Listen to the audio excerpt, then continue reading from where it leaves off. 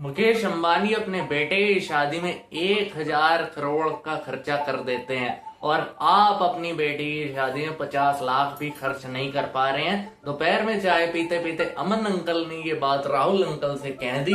अमन uncle को अब कौन समझाए कि रिलायंस इंडस्ट्री का मार्केट कैप 18.64 ट्रिलियन है और मुकेश अंबानी पर्सनल नेटवर्थ ही 12,000 करोड़ है और उनके लिए ये शादी में जो खर्चा हुआ है ये समुद्र में एक बाल्टी पानी निकालने जितना ही है बस। और लेकिन राहुल अंकल की मंथली इनकम 35,000 रुपए ही है और घर खेत गाड़ी जेवर सब कुछ बिक जाएगा। 50 लाख की शादी फिर भी इन्हें करनी पड़ेगी, ये कड़वा सच है।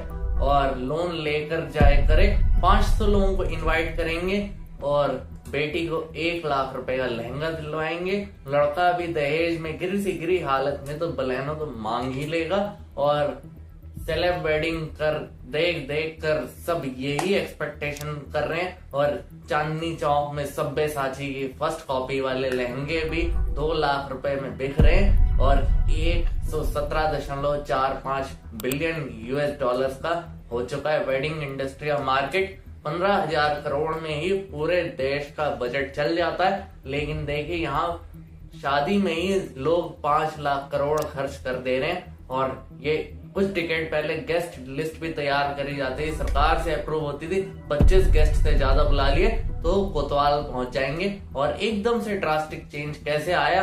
गवर्नमेंट अप्रूव्ड शादियां अब बिग फैट वेडिंग में कैसे बदल गई, आइए देखते हैं आज के इस खास वीडियो में। 1950 के दशक में गेस्ट लिमिट लगने से सालों पहले भारत में शादियां एक ग्रैंड फंक्शन ही हुआ करती थी। रामायण और महाभारत में प्योर रिचुअल के साथ होती थी। शादियां किसी प्रिंसेस के स्वयंवर के कई दिनों तक चलते थे और यहाँ राज दरबार ही नहीं पूरा नगर का फंक्शन होता था ये। और दूर दूर से लोग गांव से आते थे ये और एक किंगडम से दूसरे किंगडम में शादियां कराई जाती थी। एक रिचुअल से ज्यादा ये पॉलिटिकल टूल बन गया था। पॉलीगैमी, एक से ज्यादा शादी का सिस्टम चला हुआ था उस समय और बड़ा कॉमन था। किंगडम उस समय एक दूसरे बच्चों के साथ शादी करवा देते थे ताकि वो एक दूसरे पे अटैक करने से पहले 2 बार सोचे। और शादी एक बड़ी शान की बात होती थी और खर्चा भी दिल खोल कर किया जाता था। शाहजहां के बेटे दारा शिकोह की शादी नादिरा बानो बेगम के साथ हुई थी, जो हुई थी पेंटिंग आप देखे स्क्रीन पर। और शादी में उस समय 30 लाख रुपए लगे थे, समझ रहे हैं, उस समय में 30 लाख। 25 साल बाद औरंगजेब इस गद्दी पर बैठने वाले थे। दारा शिकोह ने चैलेंज किया लेकिन वो औरंगजेब की आर्मी से जीत नहीं, कंधे से हाथी पर बिठाकर उसे दिल्ली ले आया गया और बच्चों के सामने दारा शिकोह का सर कटवा दिया गया और वो कटा हुआ सिर बॉक्स में भेज दिया शाहजहां को, जिनको ऑलरेडी आगरा में कैद कर चुके थे। वो सिपाहियों को इंस्ट्रक्शन दी थी कि बॉक्स शाहजहां को तभी देना जब वो डिनर पर बैठे, टेबल पर बैठे, और मैंने उनके लिए भेजा ऐसा कहना। और बिल्कुल अनजान मेरा बेटा आज भी मेरी इतनी केयर करता है, ये डिब्बा खोलते ही वो हैरान, शॉक और बेहोश हो गई वहीं पर। थोड़ा सा डार्क हो गया ना पास्ट, लेकिन चलते हैं दारा शिकोह की वेडिंग पे। और दारा शिकोह बड़े ही खुश थे और उनके आसपास उनके भाई लोग थे और बिल्कुल अनजान। ये पेंटिंग तब की है जब वो अपने भाइयों के साथ थे आगरा फोर्ट में। डांसर, बैकग्राउंड म्यूजिक और आतिशबाजी सब चल रही थी। पीटर मंडी बुक में ये सब लिखते हैं और बुक में लिखा था उस दिन ऐसी आतिशबाजी हुई कि बस पूछो मत। रात में ही सूरज निकल गया था। जैसे नादिरा बानो बेगम की फैमिली दारा शिकोह की बारात को रिसीव करती है, दहेज का कंसेप्ट उस समय भी चलता था। पूरी टेरिटरी जैसे दे देना, हाथी दे देना, ज्वेलरी दे देना, वेपन दे देना, सब देती थी दहेज में। ग्रैंड वेडिंग अंग्रेजों के टाइम में भी होती थी। बॉम्बे गिफ्ट कर दिया, पोर्चुगीज के अंडर आता था। पोर्चुगीज प्रिंसेस ने जब अंग्रेज ऑफिसर के बेटे से शादी करी तो उसे दहेज में पूरा बॉम्बे मिल गया।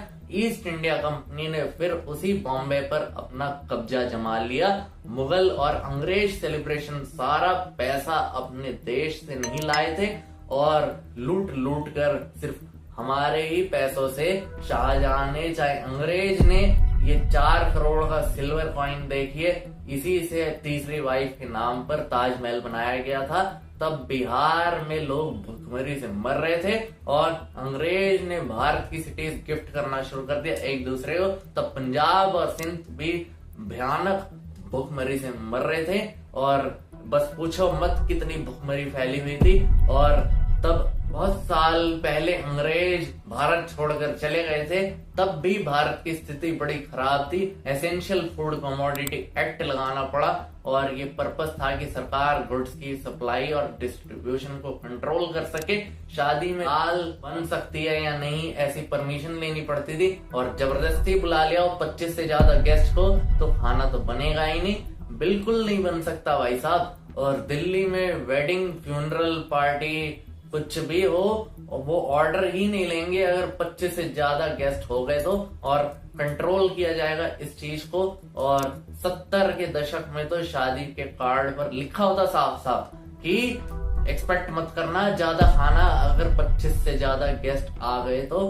और चावल की जगह भाई साहब दलिया खिलाना पड़ा था एक गेस्ट को तो, और 200 से ज्यादा गेस्ट बुला लिए गए थे और खाना नहीं बना था, ऊपर से फाइन और लग गया। और अपना सारा अनाज हम इंपोर्ट करते हैं। रिवॉल्यूशन इसलिए इतनी तेजी से बढ़ गई, ये बात अलग है कि हम अपने खाने में केमिकल जहर खा रहे हैं और व्हीट चावल एक्स्ट्रा पैदा हो रहा है। कहाँ हम शादियों में रोटी चावल पे रिस्ट्रिक्शन लगा रहे थे और देखिए स्टोरेज की कमी की वजह से ये सड़ा हुआ है ये खाना।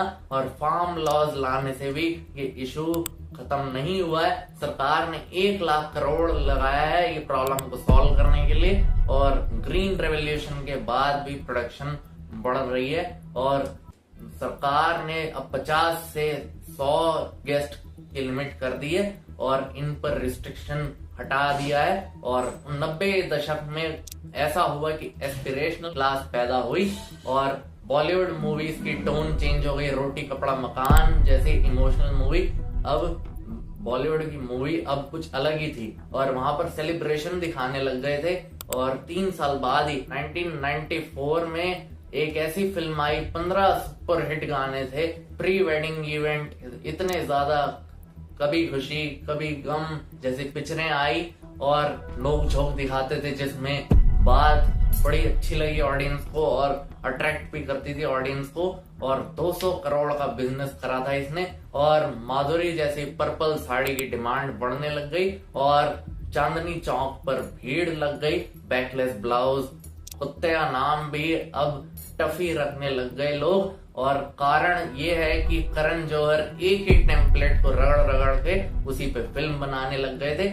दिल वाले दुल्हनिया ले जाएंगे, कभी खुशी कभी गम ड्रीम बन चुका था ये। एक तरह का साल 2000 आते आते फैशन ट्रेंड फॉलो होता था और इस टाइम पर हीरो हीरोइन ने जो पहना है वो दूल्हा दुल्हन की डांस परफॉर्मेंस भी ऐसे होने लगी बॉलीवुड टाइप और मूवीज का पार्ट बन चुकी थी। जैसे वेडिंग और बॉलीवुड सेलेब्स को इनवाइट करना शुरू कर दिया, उनकी शादी में परफॉर्म करते थे फैमिली फ्रेंड की तरह और वेडिंग अटेंड करते थे। देखते ही देखते ये सेपरेशन स्टेटस सिंबल बन गई। शादियां लोग आपस में compete कर रहे थे कि कौन सबसे ज्यादा पैसा लगाएगा, कौन सबसे अच्छा फंक्शन करेगा। इस तरह का होड़ लगी हुई थी, कंपटीशन लगा हुआ था।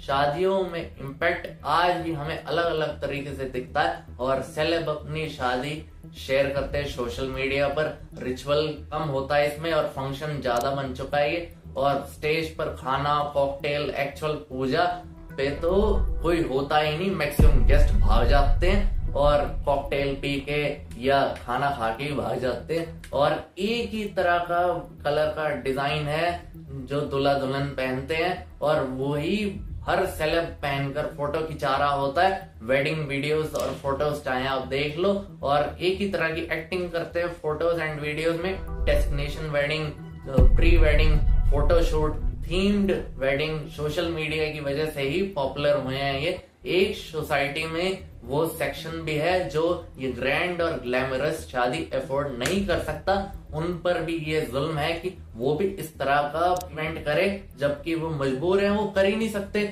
और ससुराल वालों की डिमांड पूरी करनी है इसलिए। और 1960 से लेके 2008 में देखिए 95% शादियों में दहेज लिया गया है और दहेज सिर्फ ऑन पेपर बैन किया गया है। और फिर भी डिस्प्ले कर रहा हूं मैं, ये देखिए, जरूरत नहीं है, अपने आसपास की शादियां ही देख लीजिए, दहेज इतना लिया जाता है। और दहेज नहीं दिया तो इसका बदला फिर दुल्हन से लिया जाएगा, उसे टॉर्चर करके। और गांव देहात में नहीं चलता, ये सिर्फ वहां चलता है, लेकिन शहरों में भी चलता है। केरला का एक केस देख लो जहां लड़के वालों की डिमांड इतनी बड़ी थी कि लड़की ने सुसाइड कर लिया और मजबूर थी, क्या करती है फिर। और लोग अच्छे खासे पढ़े लिखे देखे हाथ में ही चेक पकड़ लेते हैं और सोशल मीडिया पे डाउरी मीम बना रहे हैं लोग, और शादियों की वजह से ही ना जाने कितने लोगों का बिजनेस चल रहा है, पैसे कमा रहे हैं, रोटी चल रही है। और दूसरी साइड में अगर देखें तो शादियों पर इतना ज्यादा करोड़ों लाखों रुपए लगाने की जरूरत नहीं है, वो जो पैसा बचा है उससे दुल्हा दुल्हन अपनी जिंदगी बिताए तो ज्यादा अच्छा होगा। हम दोनों तरफ की बात सोचते हैं। कुछ लोग शादियों में वैसे ही कमा रहे हैं, शादियों के ही सीजन में कमाते हैं, ठीक है, और पूरी तरह से रिसेशन प्रूफ बिजनेस है ये। राजस्थान के बाद ऋषिकेश में एक वेडिंग स्पॉट बनता है ये और एकदम पॉपुलर है। सरकार भी वेड इन इंडिया जैसे इनिशिएटिव को प्रमोट करती है,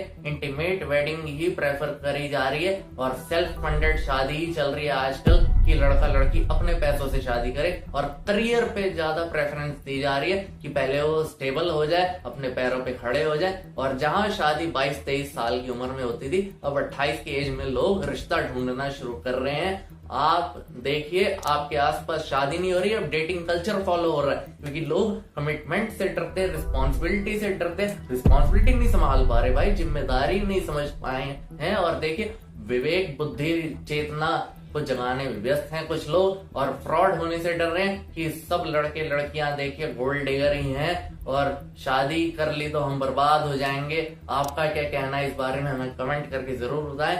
आपको वीडियो पसंद आई, वीडियो को लाइक कीजिए, शेयर कीजिए, सब्सक्राइब कीजिए। हम मिलते हैं अगले वीडियो में। जय हिंद, वंदे मातरम।